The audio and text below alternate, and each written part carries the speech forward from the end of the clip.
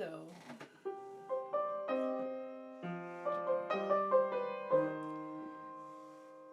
What is the difference between decoration and an ornamentation?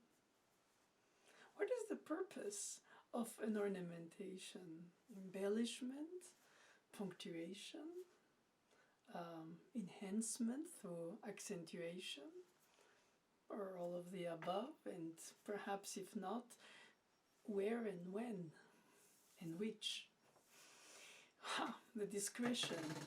So it's the fact of studying and deciphering the meaning of the notation in order to extract the intent through the notation, to the peril of possibly misunderstanding in the translation. In the Baroque music before Bach, especially the French harpsichordists, les clavecinistes, like Couperin and all the Rameau, d'Anglebert, Andrieux, et tous, they taught by example of good taste, and the students imitated them within a way of not imitating, well, in part, but mostly by adhering, by almost acquiring the good taste by observing the performances of the composers whose notation was not detailed, not because they didn't care, perhaps also, of course, no time, but that's not really the purpose. Bach, of course, pedagogically felt compelled to indicate the details of the rhythmic patterns and melodic patterns of the decorations whenever the French harpsichordists let this be the interpretation as freedom, not more than freedom, taste. It's almost like inviting them to collaborate to what they established in the structure, but for the details, which were not really details, because let's say in the example of Bach's Andante from the second partita, if it were to eventually take away the decoration that Bach wrote, you could do, or you could do, once you maintain the bass line with a tonic, subdominant, dominant, and third degree, which is first inversion of the first degree in the basso continuo, and you maintain the melodic line arrivals from the fifth of the tonic to the 10th or the third, suspended into the fifth of the dominant. So you establish your tonality, ergo sum, I am in C minor.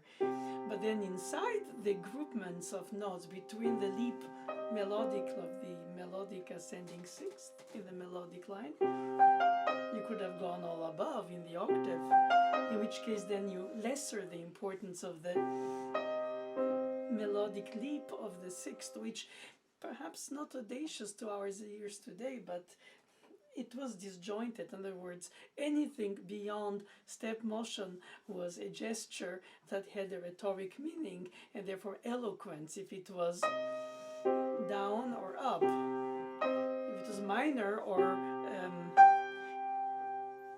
unison or fourth, which is perfect, but the major or minor gesture of the sixth, which in a way is an appoggiatura to a perfect fifth. So if it was in between, you could do filling it in with step motion, or perhaps go around the sixth.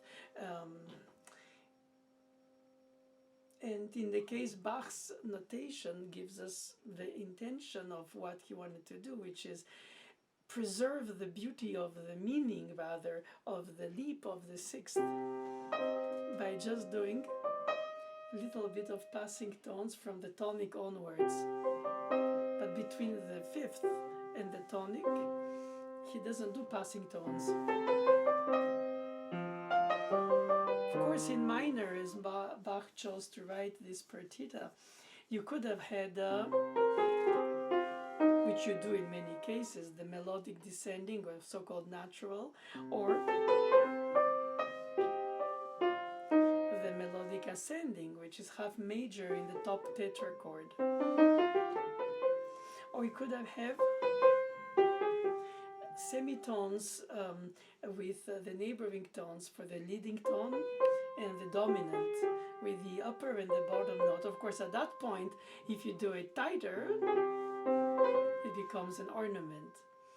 That is the codified ornament, mordre in French, from mordar, Italian, well, Spanish also. It comes from the Latin root of biting. And of course, that is unmeasured. If it's an ornament, in this case, it's an indication, a codification. And then you codify to do the upper note or the bottom note according to the fact if it's slashed or not. Or you cannot not, because of the leading tone, go not but back up, because the leading tone always goes up. And the placement of such an ornament would be to do a punctuation that enhances a specific syllable or syllable.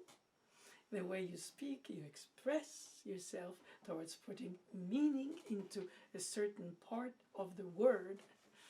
So it's exactly like kind of it is eloquent speech. If it was, then you enhance the leap. If you do this, as he did, then you make it soothen. And if you had to do the whole scale, or perhaps a broken thirds, then you distract so much from the leap that you don't hear the leap anymore. Grammaticizing it, of course, that is over heavy too, because you have to take in account not only the melodic element, but also the pace, with the walking bass of the eighth notes. But then between the return from the dominant to the tonic, you could be more expressive if you want to go, or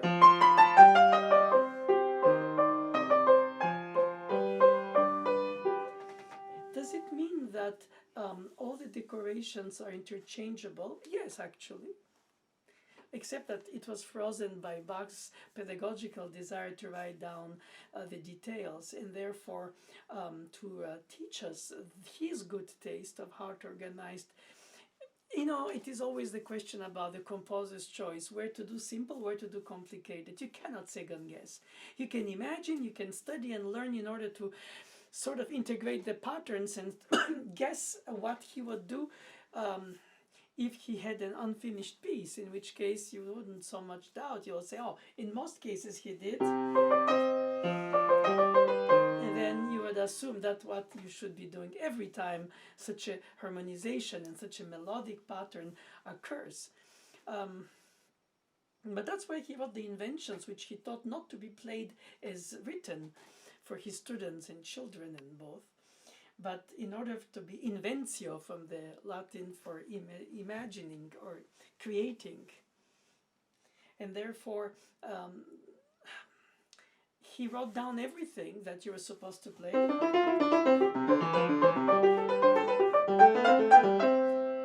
But then for the patterns, especially when you have sequences with a production of patterns,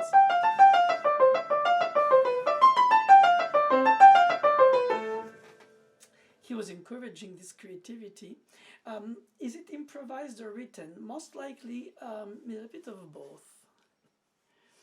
Especially because of the art of the continuo, which was a decoratively ornamented harmonization of a harpsichord in a group of chamber orchestra musicians performing a piece where the harpsichord brings in that harmonization blend, glue that brings.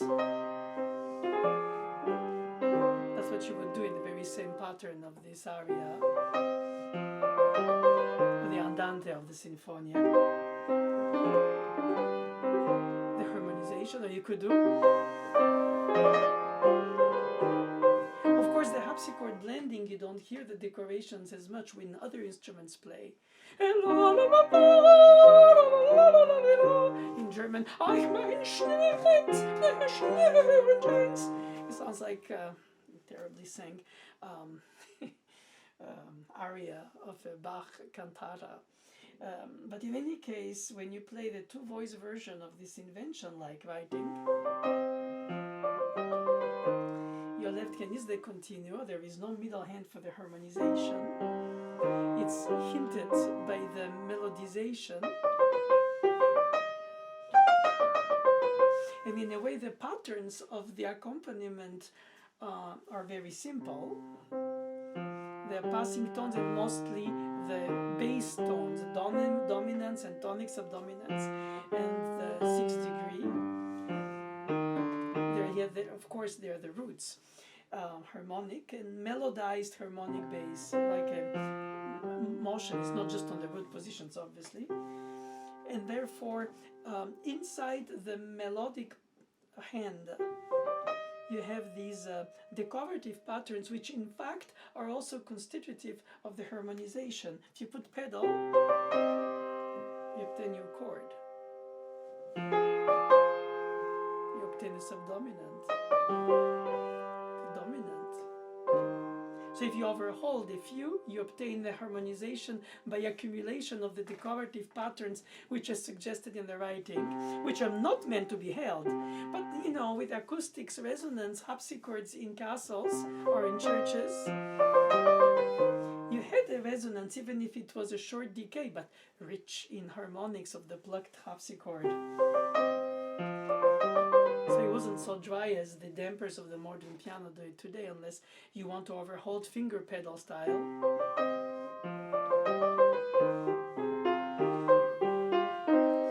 It's just becoming a little bit doctored, and you think like it's unnatural. I want to hear just the flow of the short interval. The intervals are not short. The rhythmic notes are short, 30 seconds. I want to. Perhaps it's a vocalise la, just on a single syllable.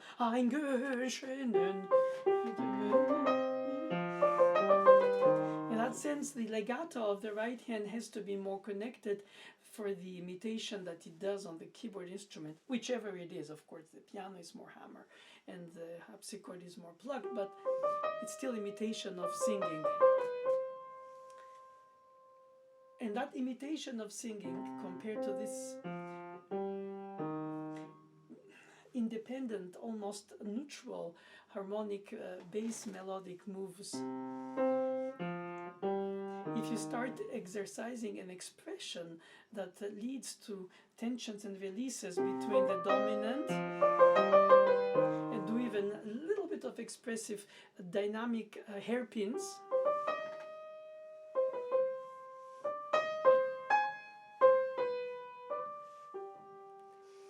you start becoming overly expressive in the short values, which are decorative. And in the Baroque music, I think you should always isolate the blue notes, the meaningful melodic notes versus and superimpose with the bass notes. So you extract the essence of the texture, and then you add on a second touch, a lightest air legato touch, the decorative pattern, so that it doesn't become heavy just because it's busy. In 30 seconds, inevitably on an instrument that has hammers, especially if you do a crescendo. Imagine if you put pedal. Oh my god, that's so frustrating. Or a finger pedal. Already that enough, because dampers for 88 notes rather than just for the few. But it depends on the acoustics. And generally also it depends of your melodic ear compared to your harmonic ear. If it's just the harmonic ear, you have triads or seventh chords. But here you have, so you have to choose between what do you overlap, overhold. Passing tones like the D between C and the E, or only hold the harmonic notes and don't let the pedal or the finger pedal hold the D, and then you hear a harmonization.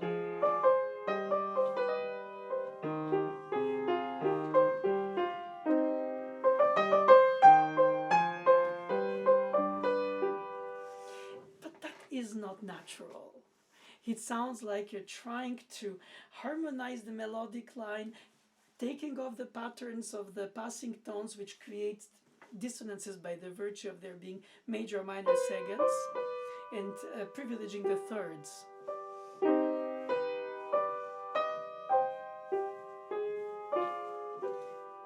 In a way, it's tempting because you have this harmonization that is hinted with a melody that is also hinted. In fact, everything is just hinted, since you only have two hands for something that would be possibly played in the structure of the texture is in Baroque days as a trio sonata with a continuo cello or gamba, a harpsichord for the harmonizations with its own decorations, and then the melody that would be perhaps originally in an oboe, and then the aria.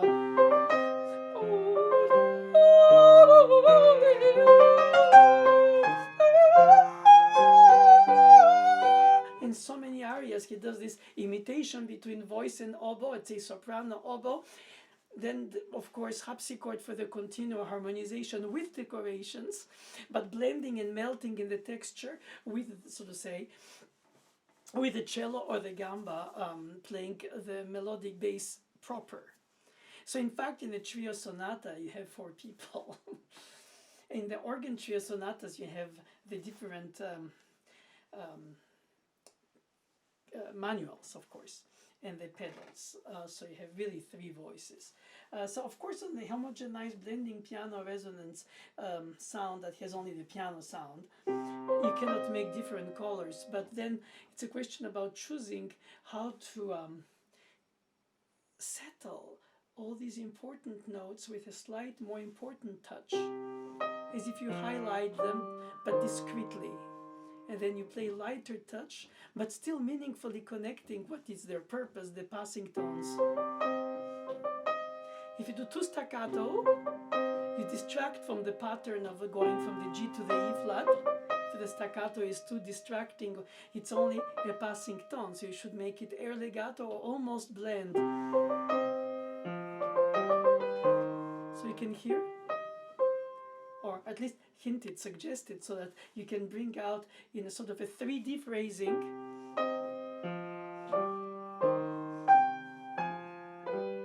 and inside incorporate the decorative, what I call pattern notes, of course written out.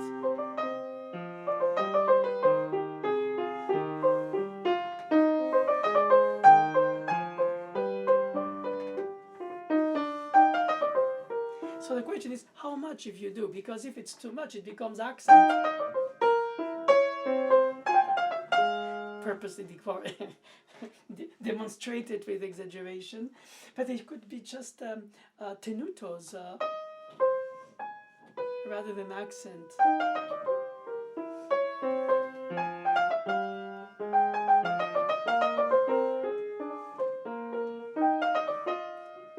And every time he finishes a group of fast notes, in this case 30 seconds, he has an 8th note with usually a tie, with another release of fast decorative 30 seconds.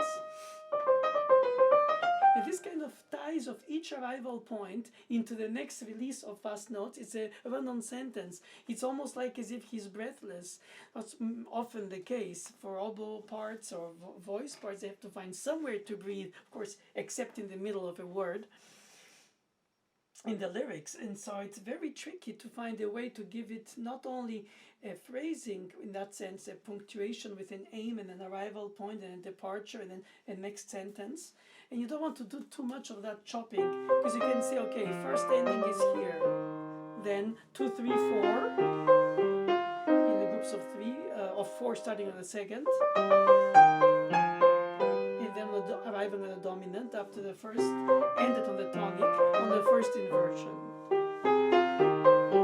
On the tonic downbeat, on the root, on the dominant. Then it becomes too much by short groups, because as if I speak like this by 2 or 3 or 4 and 2 or 3 and 4 or 3, and you don't hear anymore the discourse, the meaning, the narrative quality of the meaning that is vehicled through the melodic line, decorated and at the same time with the blue notes, which is the highest, which is the lowest, and how you go from through the harmonization of the melodic bass with the melody, and how you decorate it inside. And you don't terminate by dropping dynamically every time you have a tension release.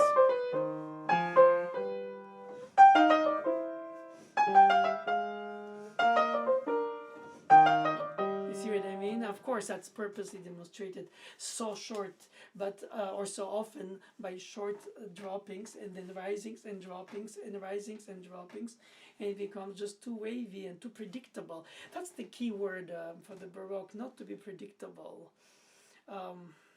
Some sentences can be very brief and very stressed, like, and then a longer command.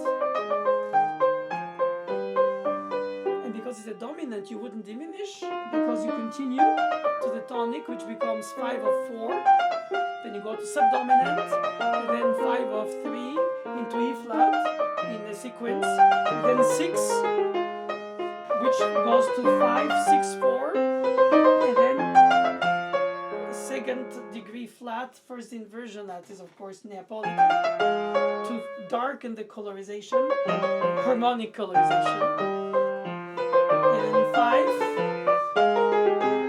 4 in the second inversion, dominant, and then a cadence with the melodic natural descending.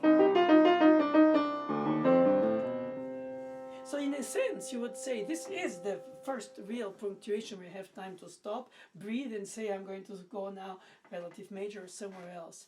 In which case, the first phrase doesn't have a real drop before the very 8, 12, whichever number bar it is, because you sustain the attention by visiting secondary dominance, by going by secondary, or perhaps a second or first or second inversions of root or dominant or subdominant chords. In other words, you're walking through, like through a garden where you smell this and you taste this and you watch this, and it's an eclectic walk through a beautiful landscape, sort of sound painting of expressions through the decorative expression in the melody, but also through the melodic line of the bass that brings you through, walks you through. The andante by essence is, in the case of this movement, a walk, or at least in a sense a leisurely walk.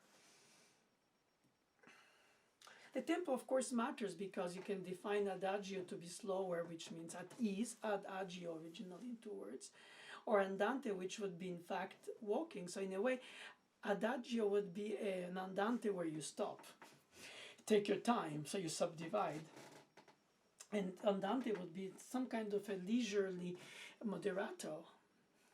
A moderato would be paced before the allegro, which would be, of course, driven in terms of lively or soulful, in the sense of driven or motoric, and of course then go further up into the presto, the rushed, and so on.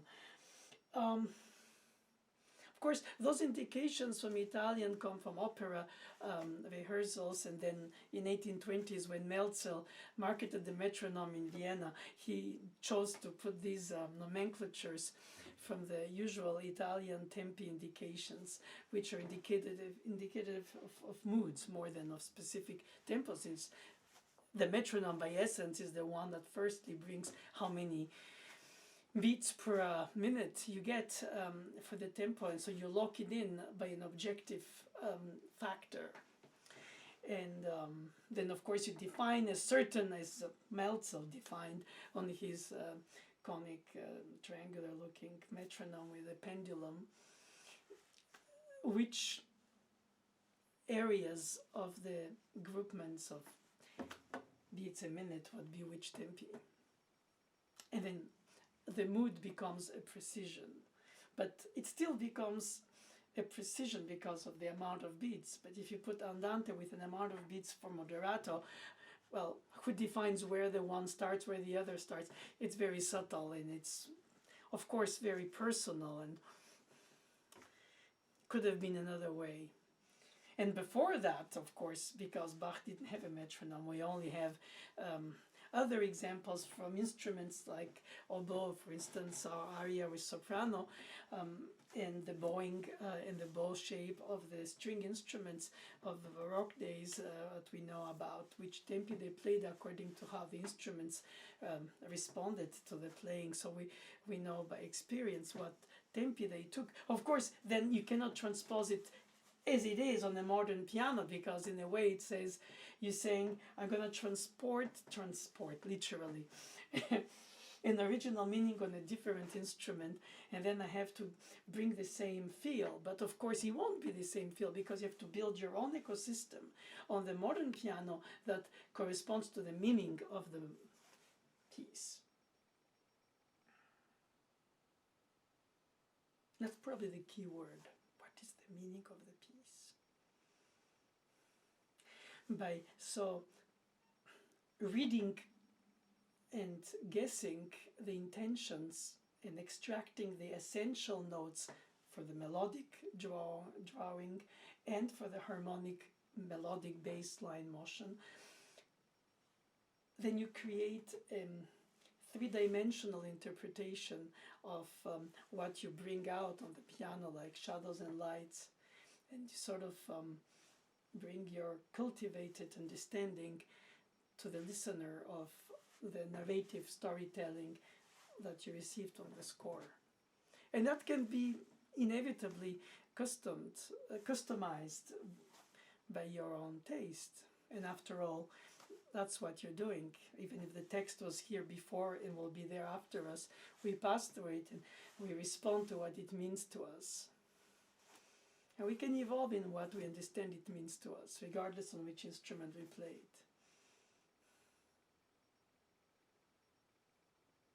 Yeah, cultivated transmission of musical understanding.